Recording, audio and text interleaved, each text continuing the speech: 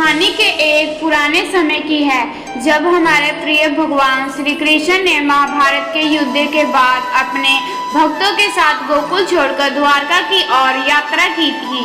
गोकुल के वासी बड़े उत्साहित थे, क्योंकि उन्होंने सुना था कि द्वारका एक सोने के नगर की तरह है, जिसमें हर रोज सुबह हरियाली और सोने का चमकता दृश्य होता है। भगवान श्री कृष्ण ने अपने भक्तों को यहाँ का सौंदर्य का अनुभव कराने का निर्णय किया।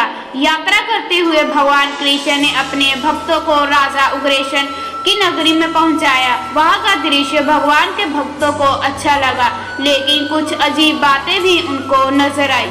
राजा उग्रसेन ने भगवान श्री कृष्ण का स्वागत किया और उन्हें राजमहल में बुलाया। वहाँ भगवान ने राजा से सुना कि द्वारका में कुछ अजीब बातें हो रही हैं, जो उन्हें समझ में नहीं आ रही हैं। राजा ने भगवान कृष्ण को नेतृत्व में लेकर नगर की दिशा दी। जब भगवान ने नगर की सुरक्षा के लिए चारों ओर घूमा तो उन्होंने एक बड़ी सी भूल स्वरूप उन्हें दिखाई दी। द्वारका की जनता थी सोने की बगियों में भगवान कृष्ण की सेवा करने के लिए बहुत उत्सुक, लेकिन जब वे सोने की बगियों में पहुंचे तो उन्होंने देखा कि सभी पौधे सोने के होने के बावजूद फलों और पुष्पों की कमी थी। भगवान ने एक वृक्ष की ओर इशारा किया और वहां से एक सुंदर सी बहुमुखी शाखा निकली। शाखा ने फलों और पुष्पों और उस बगीचे में फैलाया और सभी ने हरियाली और रंग बिरंगे फूलों से सजीव हो जाने को देखा। भगवान ने बताया कि सोने का सिर्फ बाहरी रूप से ही किसी चीज की महत्वता नहीं होती, बल्कि उसका अंतर्मन भी उतना ही महत्वपूर्ण है। वह बगीचे की सुंदरता को देखकर सभी लोग हैरान रह गए और उन्होंने भगवान की महत्वता को समझा। इसके बाद भगवान ने नगर में एक दूसरी बड़ी समस्या को सुलझाया। धूप यात्रा के बारे में उन्होंने सुना और वहां पहुंचे तो उन्होंने देखा कि धूप यात्रा का एक हिस्सा ही काम कर रहा था। इससे भगवान कृष्ण ने समझाया कि धूप यात्रा भी केवल बाहरी सुंदरता के लिए नहीं, बल्कि इंसानों की आत्मा को पवित्र और सुखद बनाए रखने के लिए बनाई गई है।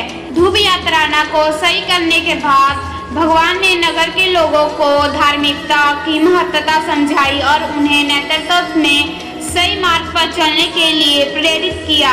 इस प्रकार भगवान ने द्वारका के नगर वासियों को सबकी समस्याएं हल करने का उपाय दिखाया और उन्हें सच्चे धर्म की महत्वता को समझाया।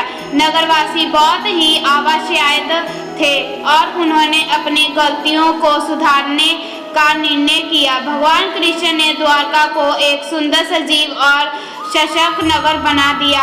इसके बाद उन्होंने गोकुल में वापस चले गए, लेकिन उनकी शिक्षा और उपदेश ने द्वारका को सोने की नगरी से ज्यादा मूल्यवान बना दिया। इस कहानी से हमें यह सीखने को मिलता है कि अगर हम बाहरी सुंदरता को ही महत्वपूर्ण मानते हैं तो हम अपनी आत्मा की सफलता की दिशा में भूल जाते हैं। भगवान ने हमें यह सिखाया है कि सच्ची सुंदरता उस आत्मा में है जो धार्मिक, ईमानदार और सजग हो। भगवान श्री कृष्ण की शिक्षाओं ने नगरवासियों को एक साथी, समर्पित और सजग समुदाय बनाया।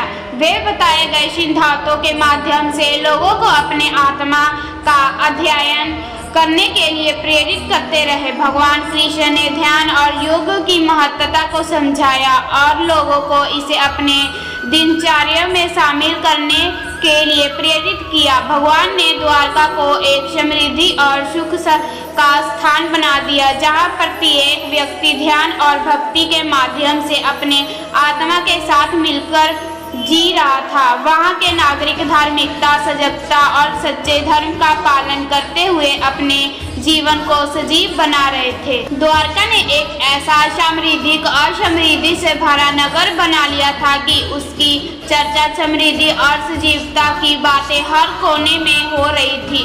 लोग अपने जीवन को एक नई दिशा में बदल चुके थे और धर्म और नैतिकता के माध्यम से वे एक आदर्श समाज का हिस्सा बन गए थे। इस रूप में भगवान श्री कृष्ण ने द्वारका को न केवल सोने की नगरी बनाया, बल्कि उसे धर्म, नैतिकता और अध्यात्म के माध्यम से सजीव और सशक्त बनाया। यह नगर उसकी दिव्य शक्तियों और उपदेशों का परिचायक बन गया था, जो लोगों को सही मार्ग पर चलने के लिए प्रेरित कर रहा था।